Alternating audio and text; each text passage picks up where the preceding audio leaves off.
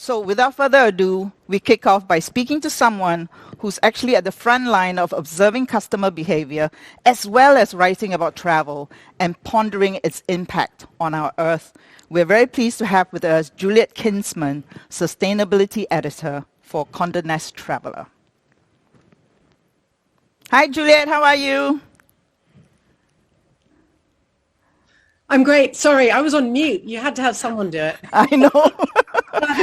It wouldn't be the same if it hadn't happened. But it's great to see you, Juliet. I mean, I'm glad that you are now safely in a hotel. I heard that, your home was damaged by the floods in London. That is right. I'm in the Laslet Hotel in Notting Hill.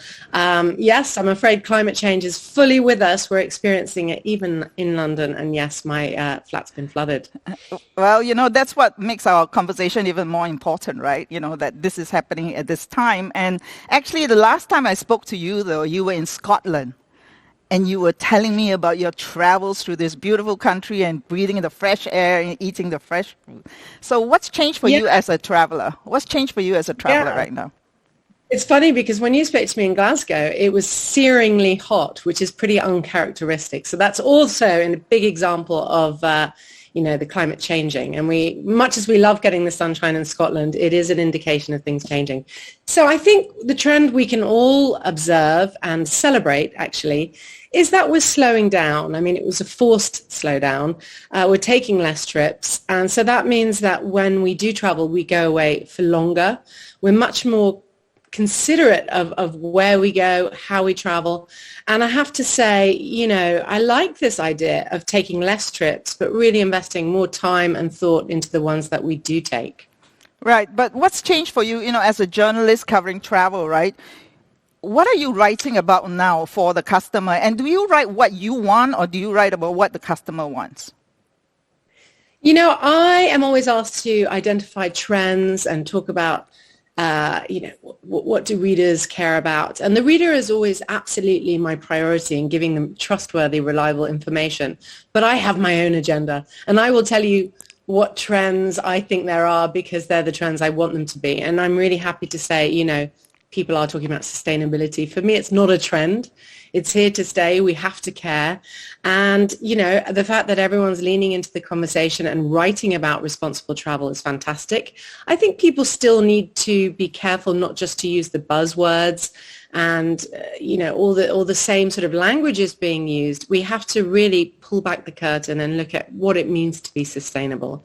And so I'm writing a lot less about mini breaks, let's say, and probably more about less about jumping on a plane for holidays. But if you are going to go on a plane and take those long haul adventures, how can you really plan meaningful adventures which give back to local communities? Well, we're sad to hear that because for Asia, we are a long haul destination for you. So we have to find out in Asia how we can actually then answer this consumer concern, about long haul breaks, right? So I was very,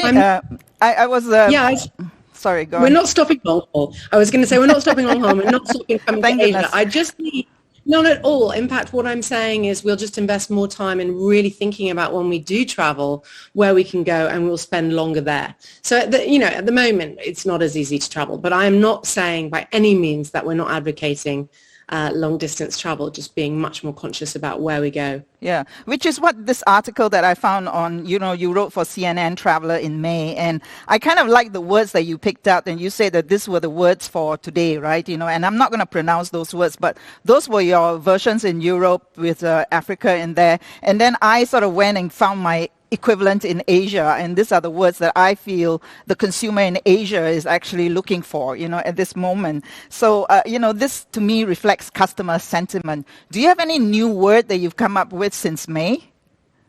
It's so funny because we always talk about new words. These, of course, are words that have been around as long as those languages. So it's just that I guess I'm throwing them out there. Ubuntu, the one I always talk about in Africa, is such an important one right now. It's that sense of I am because we are, that sense of belonging. In terms of a word that I did just use a word. We obviously all know flygskam. Yeah, we know the Swedish word for flight shaming. And so I am going to look it up right now. And there's a word the next word that we're using instead of that is it's the word for train bragging. So we've got Flygskam means flight shame. And tagskiert, I'm probably saying it wrong, means train bragging. So when I went to Scotland, I went by train there and back on the overnight sleeper. I didn't fly. So we're going to try and do some more train bragging. Tagskiert. Well, yeah, well, rail travel is definitely huge in Japan, China, and India. We don't have a lot across Asia, but definitely rail travel is a huge segment in Asia as well. And as an aside, speaking about words, as a fellow journalist, I want to ask you, if you were a punctuation mark, what would you be? That's so funny. Well, I would like to think I'd be an ellipsis. Okay. So those 3 dots. I'm suggesting that there's always more to talk about. There's always more to say. ... Well, there's more to say. So we're going to go to the audience actually and ask them a question. And at this time, I want to show everybody, this is the book that Juliet wrote, really. It's called Easy Tips for the Eco-Friendly Traveler. And it's really easy to read. It's quick to digest, lots of quick tips. So you think that consumers are ready now more than ever? We're going to ask the audience to go to a poll now. And we're going to ask them whether they feel consumers are ready to act and pay more for sustainable choices. And the answers are yes, only if they trust the provider. No, travel will already be more expensive post-COVID. Or C, why should there be a premium in the first place? So what do you think, Juliet?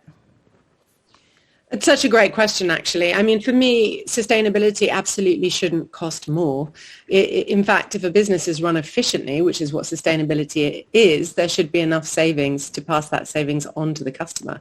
So I think that we should, however, be prepared to pay for quality. And I think, we always thought location and cost were the biggest sort of influences on where we chose to go and how much we would spend. And I do think really valuing where our money's going. I personally, it feels nicer to be somewhere that they're paying their staff properly, or that they've invested in their local community, whether it's buying the food and drink locally. So I think it tastes and feels better. All right. So I'll go to the answers later. I'm going to get the answers later. Let's go to, we have a question from the audience, okay? And so with the pandemic, there seems to have been a consolidation of companies as smaller businesses go out of business because of the lack of business, while larger companies with bigger pockets survive. What can we do about that, and will they return? Smaller businesses. Are you asking me? Yes, yeah. Yes, it's a question from the audience. This is okay. That's one of the most important questions you can ask. Thank you so much. We really need to think about this. It's been devastating during this time, where the small independents haven't been able to keep afloat, and the venture capitalists are circling, and the asset managers are rubbing their hands together at what they can buy. And look, that's fine if they can save these small businesses and allow them to be a big part of their community. But I think what we all know is that, unfortunately, sometimes in hospitality, it becomes less about, well, you mentioned my favorite words, philoxenia, the Greek word for hospitality, is about the kindness of strangers. And it becomes less about providing a great experience for the customer and more about marrying that asset with a management company that will maximize profits for the owner. And I think it's something we all need to be thinking about, is how can we leave as much money in local communities through these independent businesses?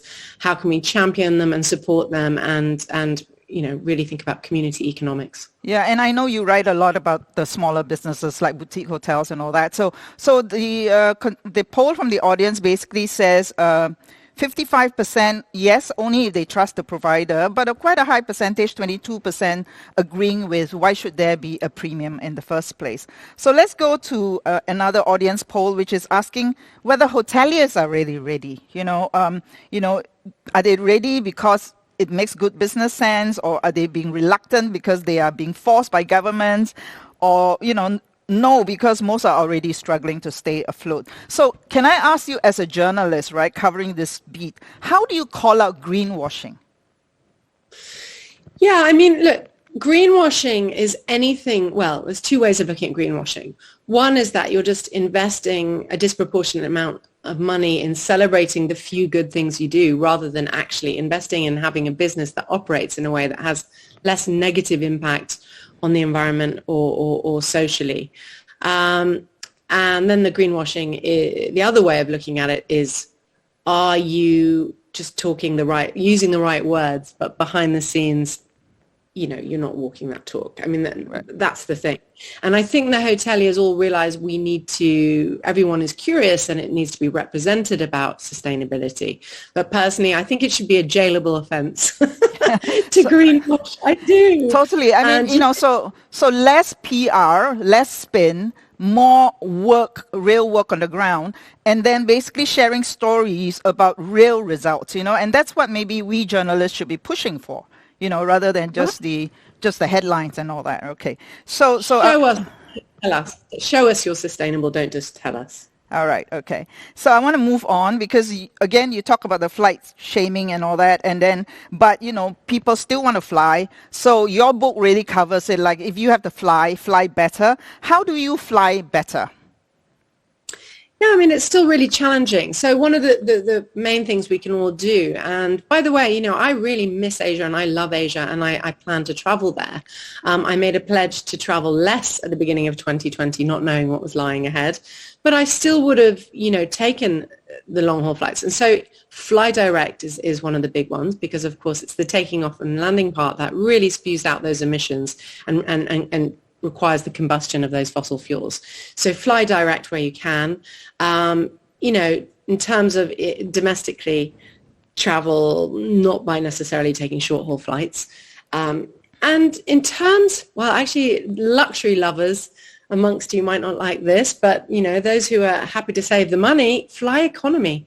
The more people that they have flying on one plane, the more efficient it is in terms of your individual footprint as passengers. So actually those airlines which are all economy are technically using less fossil fuel to transport each person. Okay. So that would be some tips. All right. So actually, virtual events like this are actually pretty good for the economy, right? Because you are actually speaking from your home. And, we are bringing Singapore to you. So this is a good moment for the industry that we've been forced to go virtual and become much more efficient with technology, however much we want to have you here. So now I'm going to move on to, I know, industry that you probably don't want to comment on, but I'm going to force you, which is cruising. And, in your book, though, you do mention river cruising, which is a really good option. River cruising is quite different. I mean, you just have to, again, look at the impact of that vessel. You have to look at the environmental impacts, but also the socioeconomic impact. Ooh, I'm so sorry about that. That's what happens when you're online. You're on Australia, right? Let's do it again. Hang up on that person. So sorry, I don't know. That could happen again. She can be very persistent. That's okay. It's the big cruises which are registered offshore that don't pay taxes, that spew all the slurry into the ocean. Those river cruises, if they're actually, employing locally, that's an incredible consideration. It's just constantly weighing up what they're doing. I think a lot of the big cruise liners now, and we all know, I'm a journalist, and let's be honest about this, we all know the advertising comes from a lot of those cruise companies, but they are masters of spin. And it is our responsibility as the media to make sure that we are not presenting puff pieces, right. But we're being honest and letting people make more responsible choices. Right. I'm sure that loads of them are upping their game. They have to, right? Yeah, and I see it actually, like cruise companies are also kind of changing the way they do their public relations now, right? So hopefully they will do a lot less greenwashing and then talk about the real stuff that they're doing. So I want to talk about destination approaches, choices. And I like what you said in your book where you say you recommend places that need us more than others. And then countries that make you sign a voluntary eco-pledge like Palau, for example. And then you list Venezuela, Slovenia, Bhutan, Cambodia, and Namibia as places that have a heart and head for sustainability and conservation. So are you seeing more destinations acting on this, Juliet? Yes. It's really interesting when you see a whole country committing to being more sustainable. I think we all know that Bhutan obviously is definitely top of that list because they can be. They have a much smaller population. They have such a great strategy. They have the dream tourism strategy, which is less people spending more money. And that might sound really exclusive and elitist. But when you look at it in terms of how much money is left in the local community and how much, that actual footfall and traffic causes environmental damage, it's a good strategy.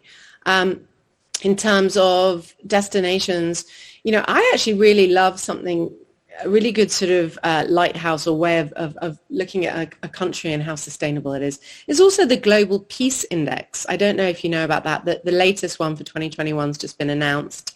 That will have Iceland at the top. Obviously, Denmark will be up there. So is Portugal's pretty high up there. But it's interesting what their metrics are in terms of sort of evaluating whether a country, is peaceful and whether they pay their taxes and support the infrastructure and look at right. how they look after their people. It's an interesting metric. Yeah, no, I like the fact that you recommend that, you go to places that need you more, right? And then you're going to make sure that what you spend actually go to the local communities and, into the local experiences.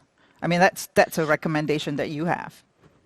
Absolutely. And I mean, my heart is breaking for Myanmar and people, I feel like they want to, obviously we know all the terrible things that have happened there. But, if we boycott Myanmar, then it's the people, the actual people there, the population who suffer. So yeah. I think it's very complex. And we just have to think, where can I spend my money that is helping the average person who might not have much of an income? And so I think it's just really important to also look at another way of calling over-tourism is redistributed travel or under-tourism. Is thinking, where can I go that isn't getting travelers that will benefit from my money? It's just making a personal decision. Yeah, I'm gonna ask that question of the second panel actually. So actually to the poll whether hoteliers are ready to act, the answer is majority, 41% saying yes, because it makes good business sense.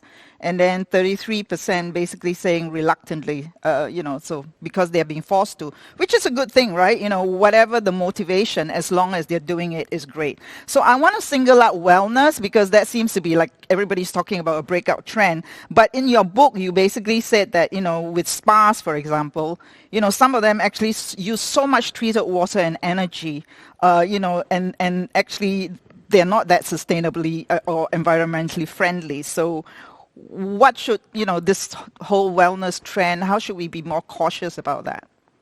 It's so interesting, isn't it? When we're talking about well-being and wellness, we're thinking about ourselves as individuals, but well-being should be everyone, the world. And actually my real moment when I really wanted to be a journalist that used their sort of voice and influence for good was quite a long time ago. It was about 15 years ago. I was at a spa in Arizona. I'm not someone who's just suddenly been interested in sustainability. I didn't think of it as that. I've always cared about the planet and making better choices. And I was in this spa in Arizona. It was 100 and something degrees outside, yet inside it was so air conditioned that they could have an open fireplace. And then on the terrace, they had these water jets spritzing. And I just thought, what a waste of natural resources just so we can have a certain experience. And every time I did anything, huge, big, fluffy towels, which some people might define as luxury, but instead that for me, it's so guilt-stoking. All I see is that towel having to end up in a washing machine, which ends up using chemicals, which ends up in a tumble dryer, which uses fossil fuels, and it's always looking at that bigger picture. So in terms of... So hopefully, hopefully, consumers, through your writing and a lot more of us in the whole industry, the consumers become much more aware of this sort of contradictions, right? As we try to do good, make sure that we are not actually creating the problem. So I'm going to have to wrap up with rapid fire very quickly, okay? Since your whole book is all about going local, eat local and all that. So I'm going to ask you, your favorite local food anywhere? So I always think breakfast is the best way to get a real taste of any destination, and Asia definitely wins for me. I could eat curries, breakfast, lunch, and dinner in Sri Lanka. I love dim sum. Well, I love a Japanese breakfast. That real savory, umami flavor. You're making me miss travel. What's your favorite destination anywhere? That is almost impossible. I love I love anything that's other and different. So I love any other city, but I do love green fields and mountains, whether it's Scotland, whether it's, a Malaysian rainforest, remote part of Bali, or Transylvania and Romania. Okay, as a journalist, you must go to a lot of cafes. So what's your favorite cafe anywhere? Any cafe that is not only serving a cup of tea, but is having positive impact. So Shiro's Hangout in Delhi, which is hosted and run by victims of acid attacks. It empowers those women and raises the issue of acid attacks in India. Okay, and I read that you were a music journalist before travel and you liked the playlist that we were playing before. So a question I have asked past speakers, because this is like a campfire or a roadshow, what's your go-to campfire song? I don't sit around that many campfires singing. I miss it. It's so hard. I've been thinking about that for so much, and I've had to start camping more doing green travel. I mean, let's make it a campfire song. Everybody, if you know the song Terry Callier's Ordinary Joe, it was also my first dance back when I got married. But the words to that are uplifting. So I'm going to say Ordinary Joe by Terry Callier. Totally incongruous to a campfire, but what the hell. Okay, well, we'll play that on the next campfire. Thank you, Juliet. Thank you for joining us, and stay well in London. Thank you. Thank you. Keep on writing the good stuff. Thank you, Juliet. Thank you.